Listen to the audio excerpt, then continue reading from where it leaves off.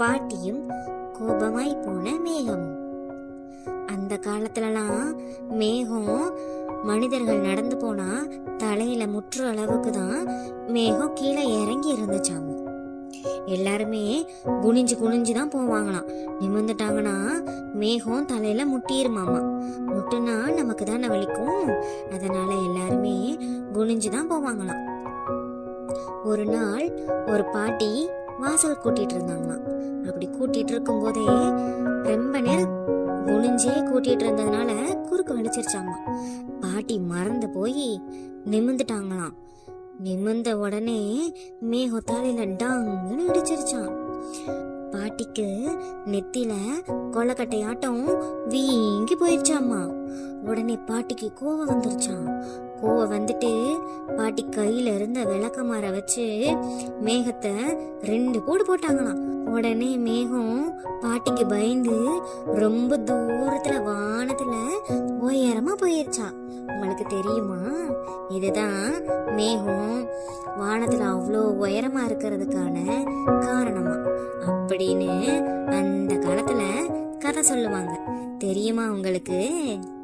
இந்த வீடியோ உங்களுக்கு பிடிச்சிருந்துச்சுன்னா சப்ஸ்கிரைப். வெங்காயம் வெட்டும் போது எதுக்கு அழுகுறோன்னு தெரியுமா? அதுக்கு பின்னாடி ஒரு வேடிக்கையான கதை இருக்கு. இந்த கதையில அதை பத்தி தெரிஞ்சுக்கலாமா? ரொம்ப நாளைக்கு முன்னாடி ஒரு அழகான கிராமம். அந்த கிராமத்துல 3 நண்பர்கள் இருந்தாங்களாம். அவங்க யாருன்னா தக்காளி, ஐஸ்கிரீம், வெங்காயம். அந்த கிராமத்துல குளிர்காலத்துலலாம் இந்த 3 பேரும் ரொம்ப சந்தோஷமா விளையாடி ஜாலியா இருப்பாங்களாம். நாட்கள் போக போக கோடை காலம் வந்துச்சான். ஒரு நாள் அந்த 3 பேத்துக்கும் பார்க்குக்கு போலான்னு தோணுச்சான். கோடை காலத்துல காலநிலை எப்படி இருக்கும் அப்படின்னு ஐஸ்கிரீமுக்கு சுத்தமா தெரியாதான். தானும் நண்பர்களோட விளையாட ஐஸ்கிரீம் ஆசைப்பட்டு வீட்டை விட்டு வெளியே வந்துச்சான்.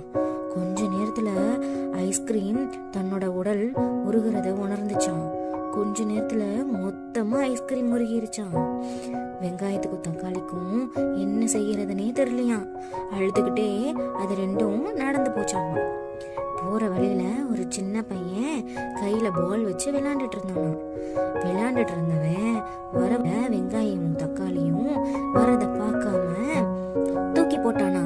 தூக்கி போட்டா அந்த பாலு பறந்து வந்து தக்காளி மேல விழுந்துருச்சான்.